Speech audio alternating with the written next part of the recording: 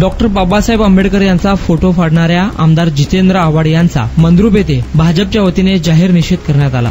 दक्षिण सोलापूर तालुक्याचे आमदार सुभाष देशमुख, भाजपचे ज्येष्ठ नेते यतीन शहा, जिल्हा उपाध्यक्ष मळसिद मुगळे, तालुकाध्यक्ष संगप्पा केरके, डॉक्टर चनगोंडा हविनाळे, हनुमंत कुलकर्णी, अंबिका पाटील, गौरीशंकर मेणगुदले, ग्रामपंचायत सदस्य शिवपुत्र जोडमोठे, भंडारकवट्याचे सरपंच भीमाशंकर बबलेश्वर, संदीप टळे आदींसह मान्यवर यावेळी उपस्थित होते।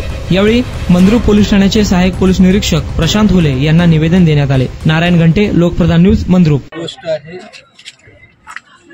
शरदचंद्र पवार राष्ट्रवादी काँग्रेसचे जितेंद्र आव्हाड यांनी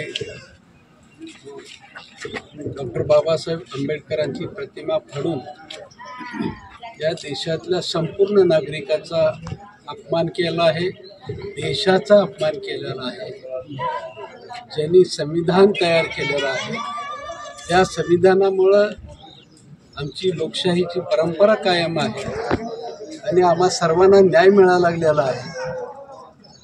त्या संविधानकर्त्याचं डॉक्टर बाबासाहेब आंबेडकरांचा फोटो फाडून आम्हा समस्त भारतवर्षांचा अपमान केलेला आहे। आम्ही त्याचा निषेध तर करतच आहोत, त्याला जोडे मारून आंदोलन पण केलेलं आहे। एवढ्यावर न बसता मला राज्य सरकारला विनंती करायची आहे की राज्य सरकारने, गृह मंत्रालयाच्या विभागाने जितेंद्र आव्हाड यांच्यावरती तात्काळ कारवाई करून त्यांच्यावरती गुन्हा नोंदवला पाहिजे, असं माझं आमच्या दक्षिण तालुक्याच्या वतीनं, सर्वांच्या वतीनं माननीय देवेंद्र फडणवीस असतील, माननीय राज्याचे मुख्यमंत्री असतील यांना आग्रहाची विनंती आहे। कारण ही शक्ती वाढता कामा नये, ही शक्ती विध्वंसक शक्ती आहे, देशाचा नाश करणारी शक्ती आहे, देशाला पुढे घेऊन जाणारी शक्ती नाही। मला असं वाटतं शक्ती वाढवून दिली तर ह्यांचं अधिक काळ बोकावण आणि लोकांच्या मनामध्ये संभ्रम निर्माण करतील आणि देशाचे तुकडे करायचा प्रयत्न हे करतील अप्रत्यक्षरित्या।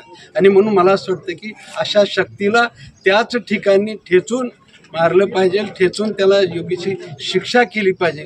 म्हणून माझ्या दक्षिण तालुक्याच्या वतीनं मी विनंती करतोय, मुख्यमंत्री, उपमुख्यमंत्री सर्वांना विनंती करतो की त्याच्यावरती तात्काळ गुन्हा नोंदवून करून त्यांच्यावर योग्य ती कारवाई व्हावी अशी विनंती करतो। आणि सगळ्या तालुक्याच्या वतीनं सुद्धा आज आम्ही तालुक्या पोलीस स्टेशन म्हणजे मंद्रुप पोलीस ठाण्यामध्ये सुद्धा त्यांच्यावरती गुन्हा नोंदवत आहोत।